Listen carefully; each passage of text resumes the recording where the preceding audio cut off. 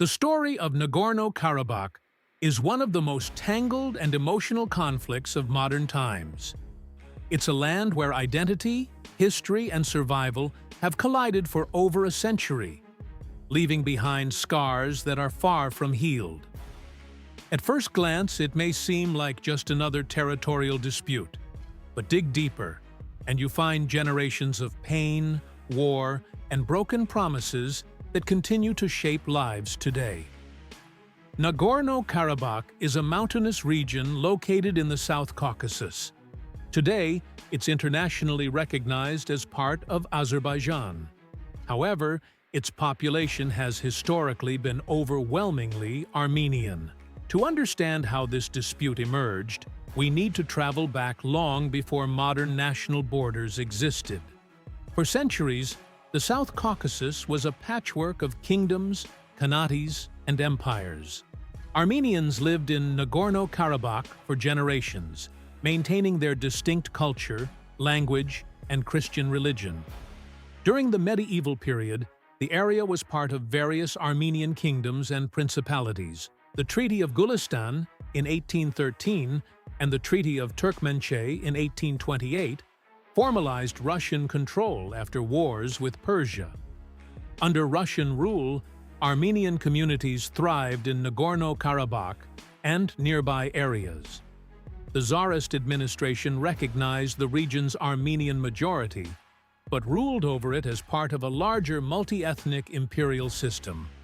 As the Russian Empire began to crumble in the early 20th century, the seeds of conflict were planted. After the 1917 Russian Revolution, newly formed Armenian and Azerbaijani republics both laid claim to Nagorno Karabakh. And international powers tried to mediate, but no lasting solution was reached. When the Bolsheviks took control, they forcibly incorporated both Armenia and Azerbaijan into the Soviet Union. The Soviet leadership now faced the challenge of managing ethnic rivalries. In 1923, the Soviets made a controversial decision. They placed Nagorno Karabakh inside the Azerbaijan Soviet Socialist Republic as an autonomous oblast, despite its Armenian majority. This move was largely a political calculation by Stalin and other Soviet leaders who wanted to balance relations with Turkey and Azerbaijan.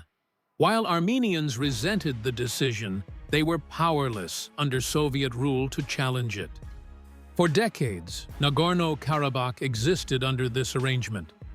Officially, it had autonomy within Azerbaijan, but the region's Armenian population often complained of discrimination, neglect, and cultural suppression by Azerbaijani authorities.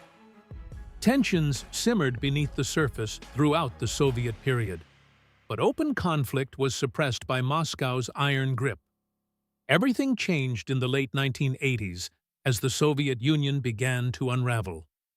In 1988, Armenians in Nagorno-Karabakh demanded to be transferred to Armenian jurisdiction. Mass protests broke out, first in Karabakh itself, then across Armenia. In response, anti-Armenian pogroms erupted in the Azerbaijani cities of Sumgait and Baku, leading to widespread violence and killing. These events only deepened ethnic hatred and set the stage for full-scale war.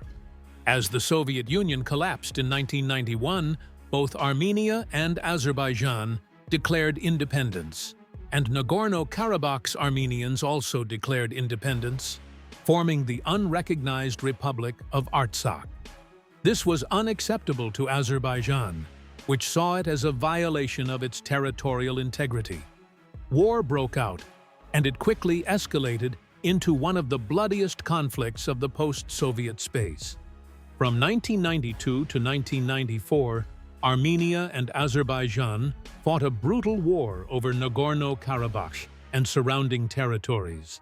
By the time a ceasefire was brokered in 1994, Armenians controlled most of Nagorno-Karabakh and about 20% of Azerbaijani territory beyond it. The ceasefire froze the conflict, but did not resolve it. For the next 26 years, Nagorno-Karabakh remained under Armenian control, but internationally recognized as part of Azerbaijan. Periodic skirmishes and border clashes flared up, but no full-scale war broke out during this period. International negotiations, led by the OSCE Minsk Group, co-chaired by the United States, Russia, and France, failed to produce a lasting peace agreement. Meanwhile, displaced Azerbaijanis remained in limbo, and Armenia continued to govern Nagorno Karabakh as an independent de facto state. Throughout these years, Azerbaijan never gave up its claim and invested heavily in modernizing its military, funded largely by booming oil and gas revenues. By contrast, Armenia's economy struggled, and its military capacity stagnated. Over time, the military balance shifted dramatically in Azerbaijan's favor. Meanwhile, the international community's patience wore thin. As decades of talks produced no breakthrough, the fragile balance collapsed again in 2020. On September 27, 2020, Azerbaijan launched a full-scale military offensive to retake Nagorno Karabakh. This second war, known as the 2020 Nagorno-Karabakh War, was far more technologically advanced and swift than the previous conflict. Azerbaijan deployed drones, precision-guided missiles, and Turkish and Israeli military support, overwhelming Armenian defenses. Within 6 weeks, Azerbaijani forces recaptured significant portions of Nagorno-Karabakh, including the symbolic city of Shusha, known as Shushi to Armenians, which lies strategically above the region's capital, Stepanakert. The fall of Shusha was a devastating blow for Armenian forces. Facing mounting casualties and a collapsing front line, Armenia was forced to accept a ceasefire brokered by Russia on November 10, 2020. Under the terms of the agreement, Armenia withdrew from several districts it had held since the 1990s, and Russian peacekeepers were deployed to monitor the remaining Armenian-held areas of Nagorno-Karabakh.